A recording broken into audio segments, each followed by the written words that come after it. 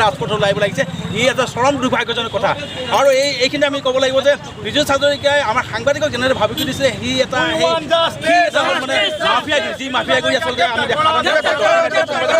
আমি দেখা পাওঁ বিহাৰত আন্দোলন কৰিছে ই কিন্তু আমাৰ নহয় আৰু এইগৰাকী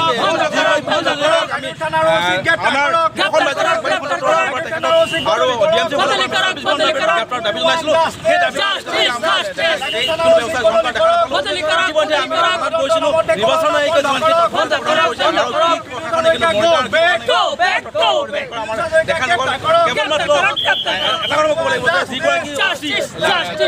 তেওঁ পীযুষ হাজৰিকাৰ এক বন্ধু আমি গম পাইছোঁ